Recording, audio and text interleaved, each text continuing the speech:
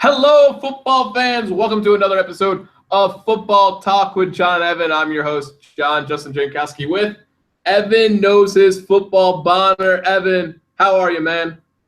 I'm okay, John. I'm a little melancholy after this game, I'll be honest with you, but I'm feeling okay. How about you, buddy? Football's back.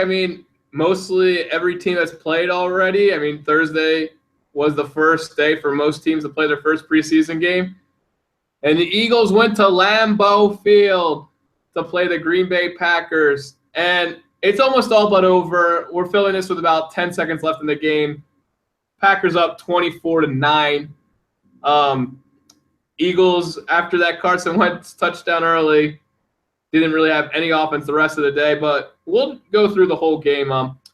First off, Alshon Jeffrey, Brandon Brooks, Wendell Smallwood, Nick Foles all didn't play. Evan, should fans be worried those four didn't play? Not at all, John. I think Alshon Jeffrey is purely, precautionary. I think from everything I've heard, if this was a real game, he'd be totally fine to go. Nick Foles, obviously being a backup quarterback, I think it's some elbow inflammation with him. If I'm correct, John, I don't really remember off the top of my head. The elbow's great with Nick Foles. It's the elbow? Yeah.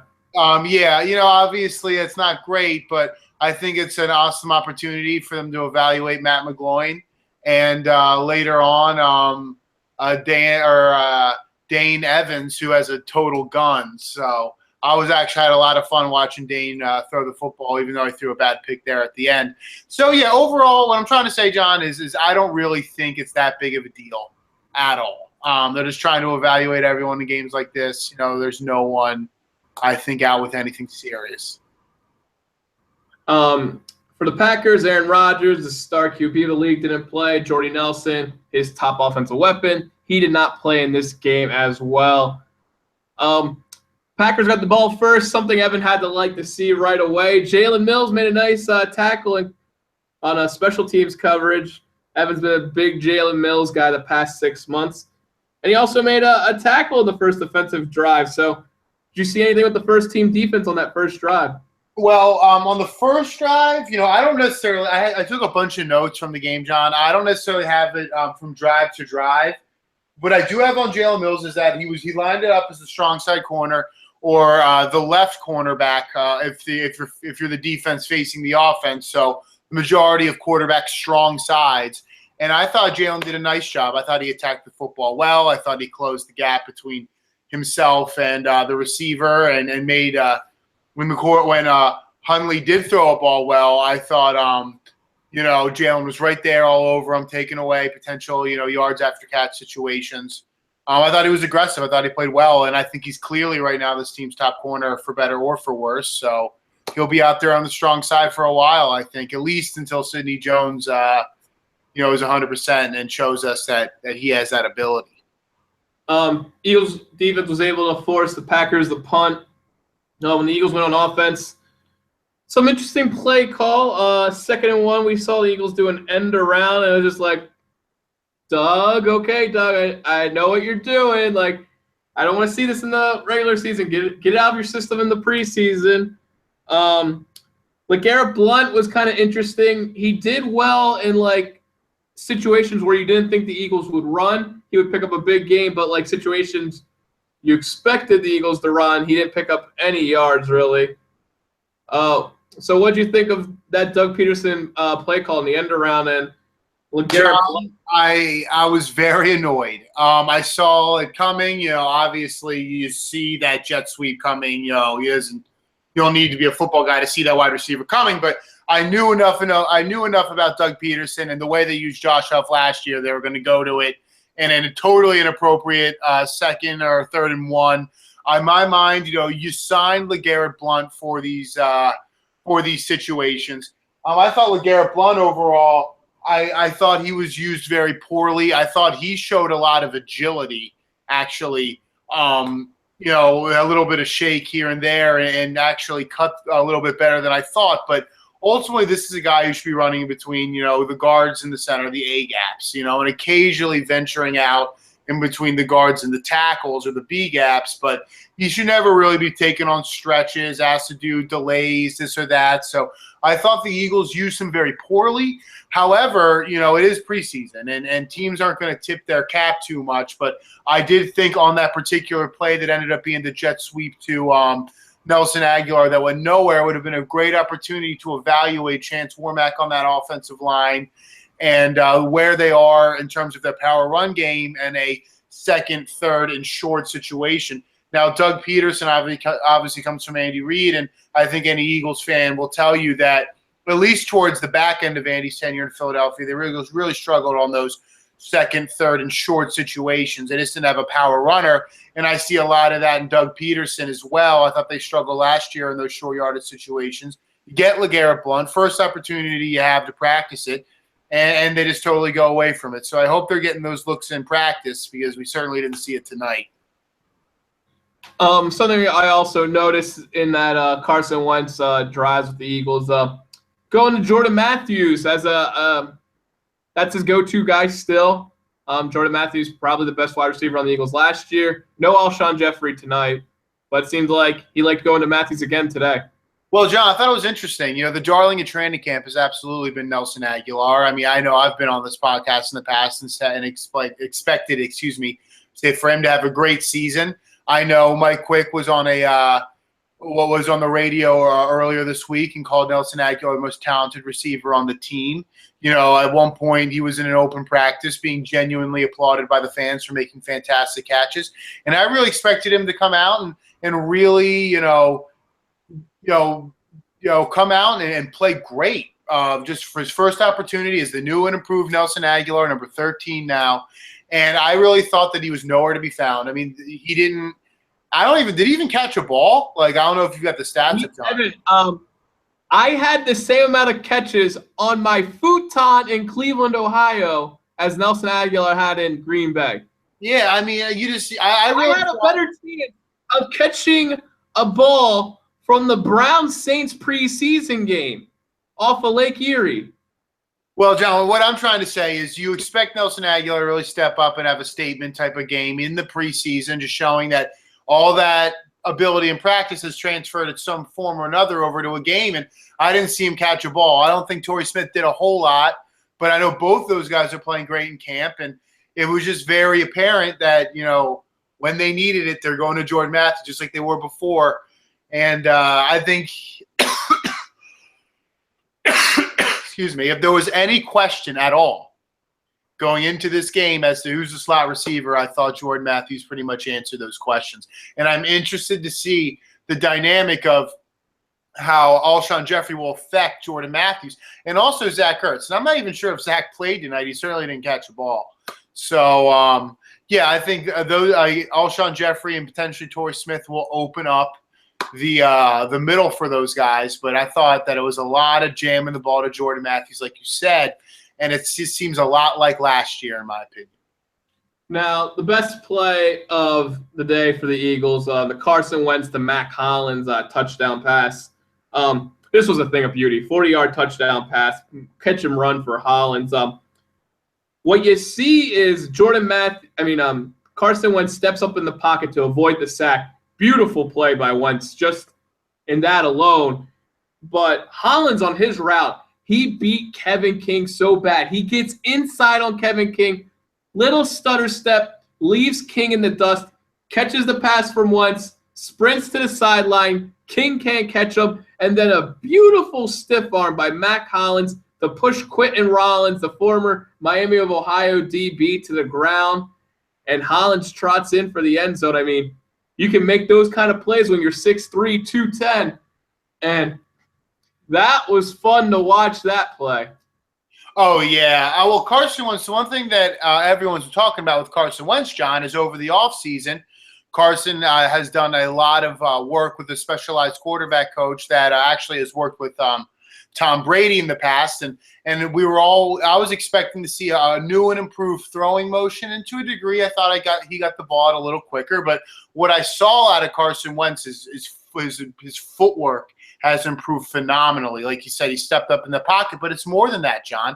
He was shuffling up. he was buying himself time. He's evading guys. He had a great body control, but his footwork allowed him to stay square, stay explosive, keep his eyes down the field while evading pass rushers. And when he does get that ball out, he gets the ball out on time with zip and giving his receiver not only an opportunity to catch a ball crisply, but to catch it in space and give him the opportunity to go make a play at the second level. And that all starts and stops with footwork.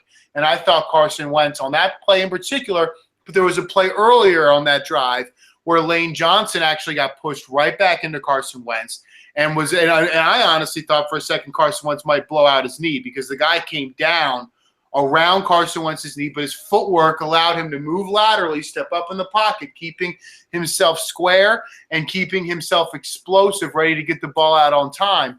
Now, that happened twice for two big plays, and that stops and starts again with footwork.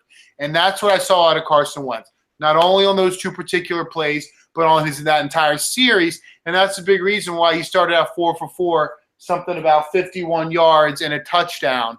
I thought Carson Wentz looks great. I still have questions about his accuracy, even though he went 4 for 4. He wasn't really throwing the ball, in my opinion, in spots often. Like the Mac Hollins throw. Mac had to stop, catch the ball. Luckily, he had beat King so badly that he had that space. You feel like if Aaron Rodgers makes that play, he's going to put the ball right on Mac Hollins' hands in stride. He doesn't slow down. Obviously, I'm not trying to compare Carson Wentz to Aaron Rodgers right now, but what I am saying is that there's a lot of room for improvement on Carson Wentz's accuracy. There's a lot more to it than just completing passes. Just give you a little official stat line. Carson Wentz 4 for 4, 64 yards, a touchdown. He did take one sack. Well, he did take one sack for 8 yards. The next defensive drive, something nice to see. Fletcher Cox forced a fumble, and Evan, your favorite player, recovered it. Patrick Robinson with a little pickup of the fumble, but nice to see Fletcher Cox rip the football out. Yeah, Patrick Robinson made a few plays today. I'm not going to sit here and jump on him like I did before. I'm still not sold that he's even on this team come week one. We certainly didn't see enough out of C.J. Smith or Rasul Douglas to feel comfortable that they'll overtake Patrick Robinson, but I'm just not sure. I don't see it out of him. I didn't think he did much today. Who knows? So talk about Fletcher. I mean, it was like because a lot of people said Fletcher underperformed last year after paying him that huge contract. It was nice to see him step up in that second drive. Oh, I thought you said something about Patrick Robinson. I'm just saying, like Fletcher started the play, and your boy. Well, Fletcher Cox is what he is. He did not underperform necessarily as much as I think, the rest of the D line. People are like, oh, you pay Fletcher Cox this amount of money, you should be getting sacks regardless. Well, when you're in the NFL and you're commanding double teams almost universally on every single play, it's very difficult to make plays. And I love Benny Logan, and I still do love Benny Logan. And in a lot of ways, I wish we kept him, but he's not really a pass rushing defensive tackle. Now, I think Timmy Jernigan's going to make make life much easier on Fletcher Cox and make it more difficult for Fletcher to be double teamed. And when I look around the perimeter, I really like Derek Barnett tonight. My opinion on Derek Barnett is well documented on the show. I think Vinny Curry's got nowhere to go but up. And I think Brandon Graham is one of the most explosive defensive ends in the league, plays with a lot of hustle, gets up the field well, push up in the pocket type of guy. And I just think, Timmy Jernigan, Derek Barnett, those are in pass rushing terms, if nothing else, are upgrades over Connor Barwin and Benny Logan. So I think you'll see less double teams on Fletcher Cox. And when he's singled up, I think you're going to really remember why Fletcher Cox got that $100 million contract, John. So please don't tell me Fletcher underperformed because I really don't think he did. I think he's in an impossible situation. Going on later in the first half, one thing that concerned me a little bit because I've seen this way too many times in the past 10 years of the Eagles. Humphrey muffed the punt. Thank goodness he was able to recover it, but dude, you got to hold on to that football when it comes in on the punt. Well, Dave Phipps, the Eagles' special teams coach, has a lot to figure out. after this game. They let up a kick return for a touchdown, multiple. There was that punt return for a touchdown that the Packers took back. There was a clear block in the back the refs missed. Well, clear block there. The ball still ended up in the end zone. Phipps got some things to clean up there. There was another big kick return for about 40-something yards. Phipps got to clean that up. Obviously the number of at least 2 fumbled punt returns has to be cleaned up for sure. So obviously Phipps, one of the best special team coaches in the league, not putting it on him by any means, but there are things that have to be cleaned up there special teams wise. I actually like DJ Pumphrey tonight, John, and I know the fumbles are concerning, but I think it adds us a lot of jitters. I do genuinely believe that that's going to be cleaned up by week 1. But what I saw out of DJ Pumphrey is, he's a tough guy. He got lit up once or twice, and he kept popping back up. I saw him, actually return a punt very well, and then I think a penalty got it brought back. But I thought he was explosive when he was given space. I thought he caught the ball fairly well, and I thought he runs downfield, and he runs a lot harder than his frame will make you believe that he can run. And another thing, John, that concerns me about DJ Pumphrey is at one point Mike Mayock called DJ a mini Darren Sproles. And if you know anything about football, you know that Darren Sproles is already mini. So a mini version of a mini guy is a really small running back. I mean, that's John Jankowski size, ladies and gentlemen. Hey. And then but what I'm trying to say is when you're that small, there's going to be problems. And I do have durability issues, but he took some big hits and he ran hard. And I see it with DJ Pumphrey. I really do. Trey Burton, your boy, another one of your favorite players, fumbled the ball. I mean, this was a continuing theme throughout this game. Eagle fumbles. Trey Burton's an interesting spot because obviously it's Ertz, Selleck, 1-2. You always make the case maybe Burton can slip into that number 2 role, but didn't show that tonight. Well, I actually, John, thought besides that one fumble, I thought the times he did get the ball in his hands, I thought he was so much more athletic than the other team's second-team guys. He's very clearly a first-team athlete on that second team, in my opinion. I thought you also saw that when Michael Kendricks was still on the field with the second team. You can tell that these guys play on Sunday, regular offense, regular defense, when they're playing against a bunch of guys who are like special teams. And I thought – obviously, Trey fumbled the ball bad, but he did have a lot of wiggle, and he was making a lot of plays. And that's what I see out of Trey Burton, John. I'm an optimist with Trey, and I think he is the number 2 tight end in passing situations. I don't think he is overall. But I do think if they're going to split somebody out, if they're going to go try to make a play in the air game and they're going to put 2 tight ends in, they're not putting Brent Selleck in. They're putting Trey Burton in. I think we saw that last year.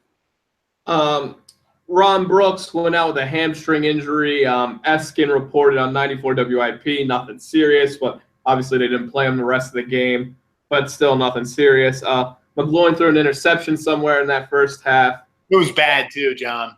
That interception was bad. He basically panicked, just tried to get the ball, I think, to Pumphrey, and sailed it right over his head into a linebacker.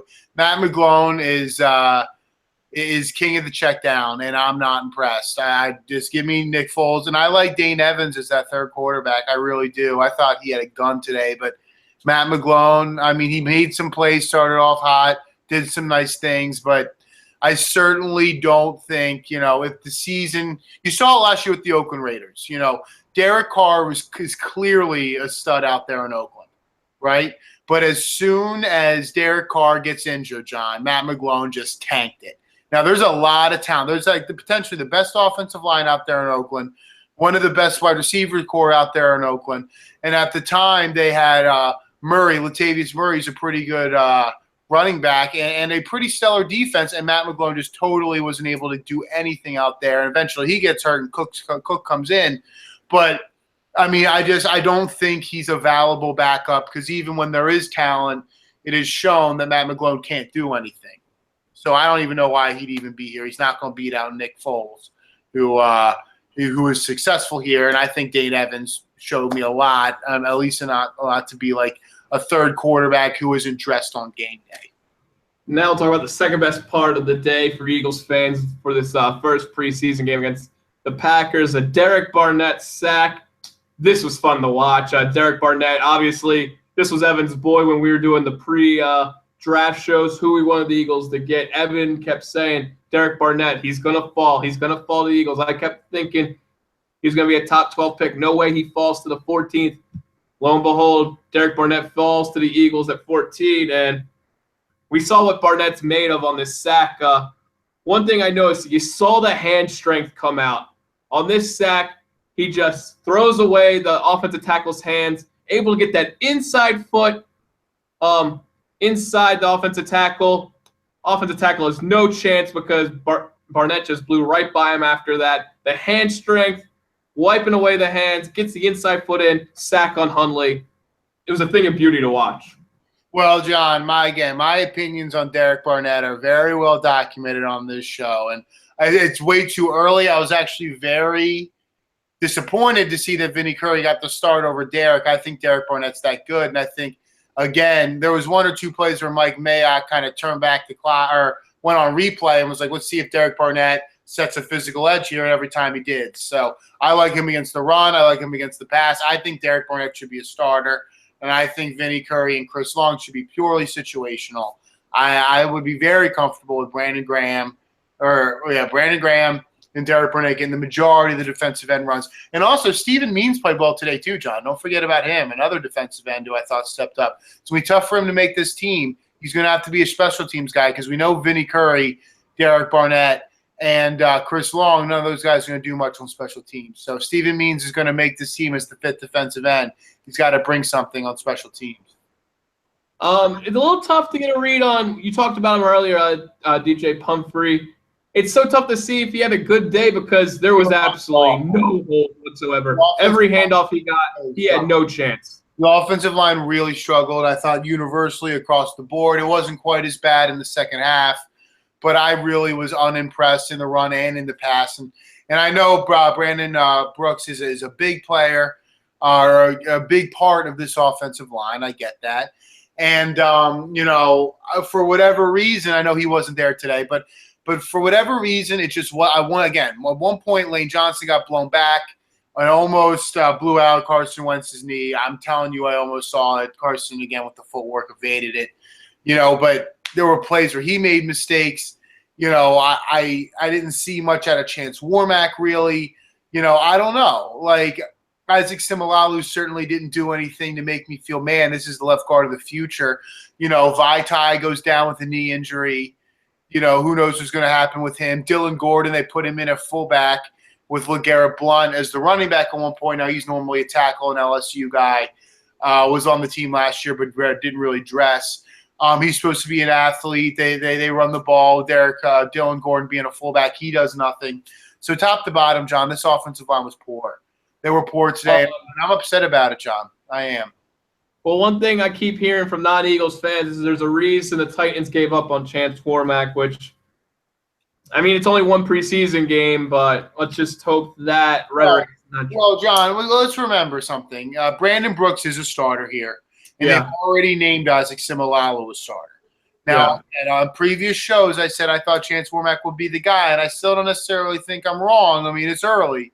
But what I will say is in this situation, Tennessee Titans are like, there's a reason why they gave up on him. Like, I totally agree with that, but he was a starter out there in Tennessee. I think right now it looks like he might be a backup. But however, John, you have to remember, teams typically only dress 7 offensive linemen. They actually went over this on the telecast, and usually one guy plays interior, one guy plays on the outside. Now, if Vaitai's healthy, I think he's going to be the tackle. I think he's shown that ability to be a backup tackle in this league on a top 7 guy.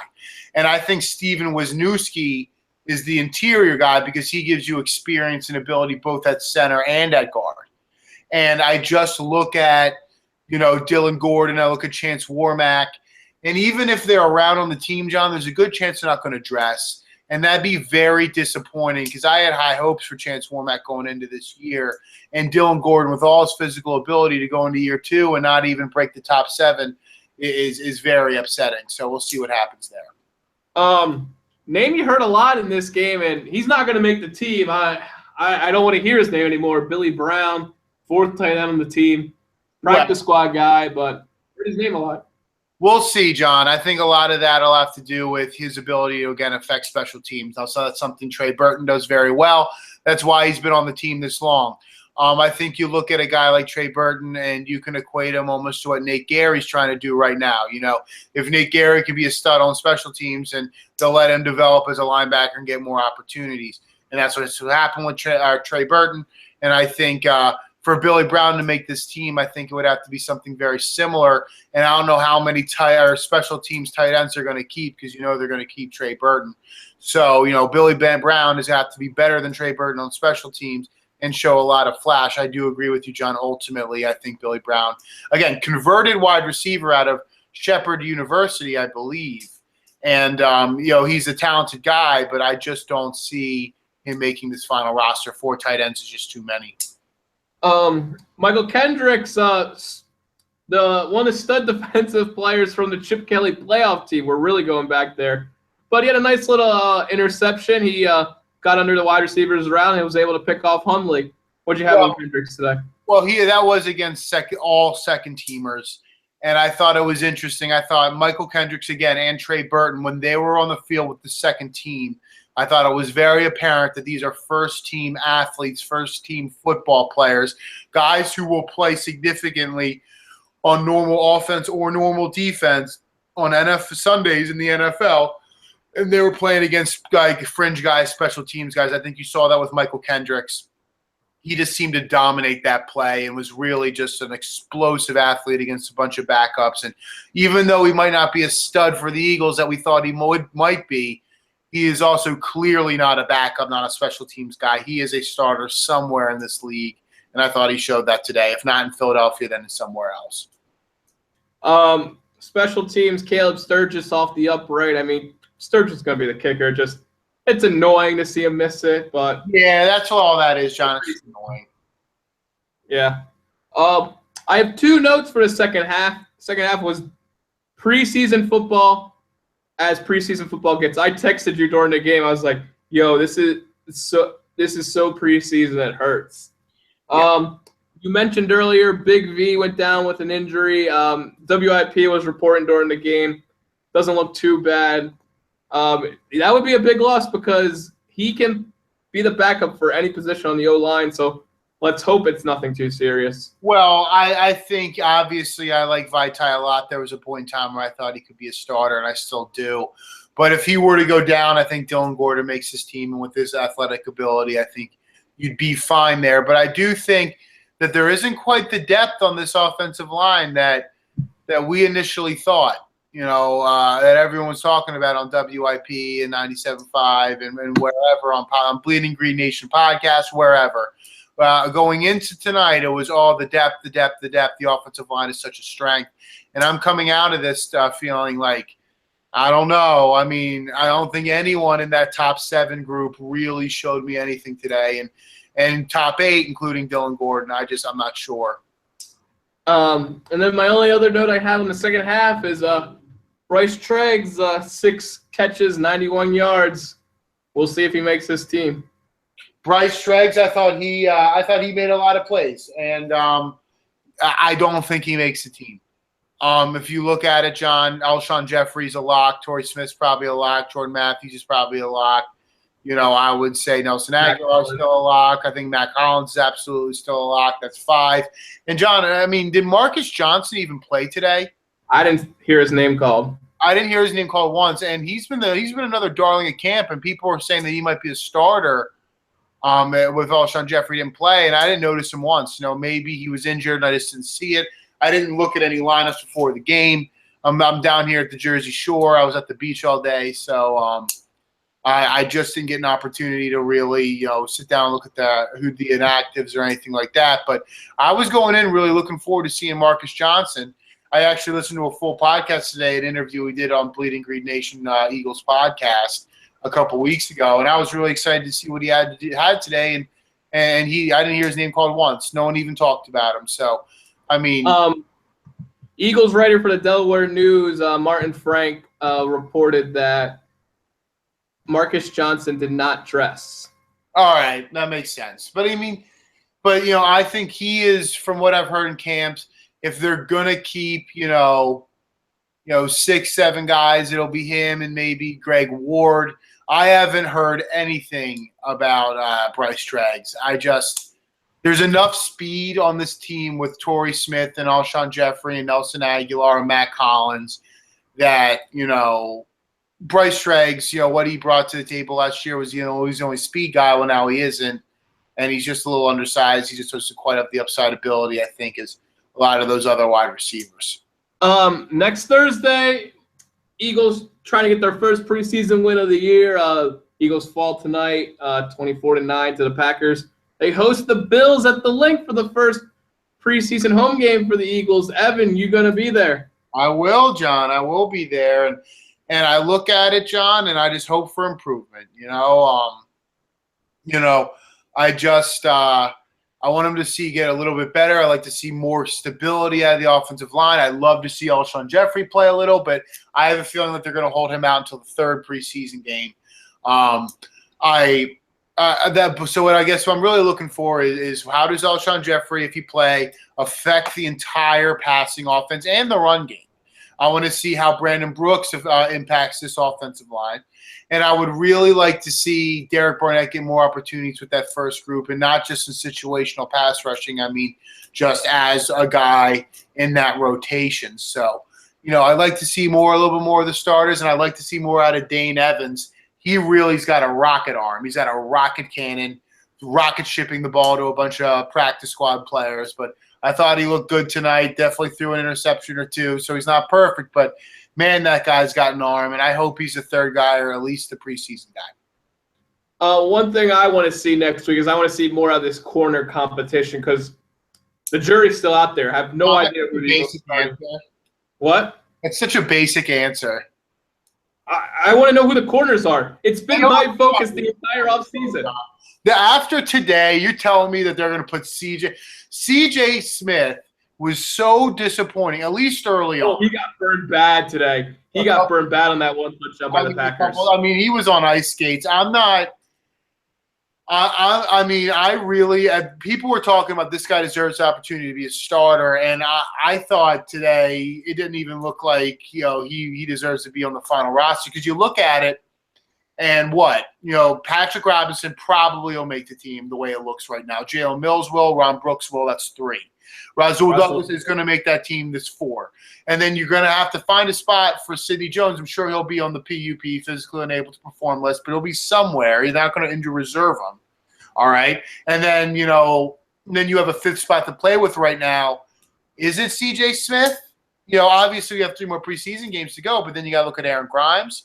I actually saw a lot out of White, number 41, a long corner.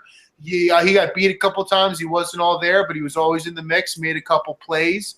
I mean, I'm not even so sure that C.J. Smith even makes this roster, whereas all I've been listening to on podcasts and hearing from on the radio is that this guy's going to have an opportunity to be a starter. So, I do think, John, that the corners might not be great, but I am comfortable with Jalen Mills. I think he is a player in the NFL, not a star, but he's a player.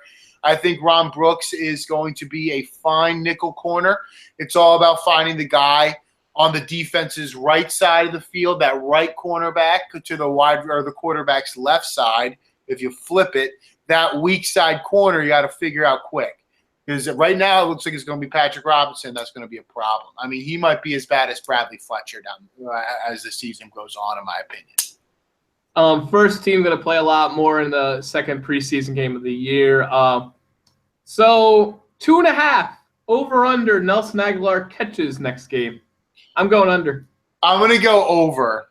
I'm not ready to give up on him yet, but I was very frustrated today with him because I thought, again, this is going to be a statement. Does nothing. They even hand him the ball. Doesn't even have to go out and work to catch it. They're trying so hard to get his confidence up. They're trying so hard. I thought it was. He might end up being a practice all-star, a practice all-American. I don't know. He did nothing today, and he wasn't just playing with the first team. Even the second team against backups, he did nothing. it looks like Nick Foles will play next week. What should Thank God. What should you be looking for? I mean, are you just looking for a guy that can just run the system a little bit? Or are you looking for overperforming? What can we expect from Foles? We rewound to this time 3 years ago. Nick Foles is the franchise quarterback, or could be the franchise quarterback. What was it, 25 touchdowns, 2 picks? I mean, that was the year before, but yeah, going into 14 was going into that next year.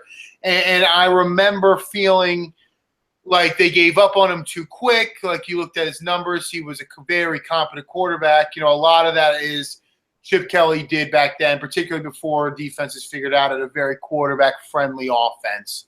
So, I mean, a lot of those numbers are skewed, but he won football games for the Eagles. I don't look at Nick Foles and say, you know, I just want him to run the offense. You know, I expect Nick Foles to be competitive. I mean, this is a guy who was at one point could have been the star. I mean, they sold his jersey in the pro shop. They were trying to market Nick Foles. And then he goes, Chip Kelly kind of makes a trade. Is it a good trade in retrospect? Is it a bad trade in retrospect? I think it ends up being a wash between Sam Bradford and Nick Foles. You know, but I look at Nick Foles as, you know, is he one of the top 32 quarterbacks in the NFL? Probably not.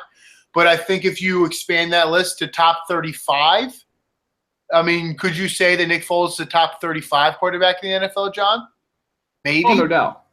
I mean, probably. I mean, he's probably a top 3 backup. And he might even be better than a few starters.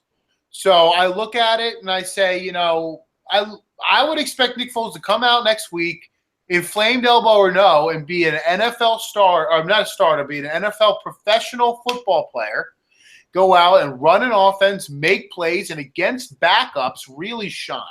Because this is somebody who should be average to slightly above average against starters, in my opinion. And hopefully we see Brandon Brooks play next week so we can see an improved running game, because we didn't see anything tonight. That was bad today, John. That was bad. You and I could block better. You and I should be the guards next week for the Eagles. I don't know if they're looking for a 5'7" guard out there, but John, but you have heart. John will be out there getting right. Have heart too. I think guys waiting for a paycheck have heart too. I hope. Could you imagine John Jankowski versus Timmy Jernigan at practice? Did you see Timmy Jernigan today? Like, when they zoomed in on him before the game, it's like, man, monster. He's like, I mean, Benny Logan kind of looked like he could be a nose guard, could be a D tackle. You could tell he was a heart guy. You know, doesn't really look like, you know, I mean, Timmy Jernigan looks like a high-end prospect, first, second round guy. You know, physical monster. Timmy Jernigan looks like he is built for this scheme. And I think how Fletcher Cox goes this year will have a lot to do with how Timmy goes this year. You know, if Timmy's a stud, you really can't consistently double team Fletcher. And in my mind, you know,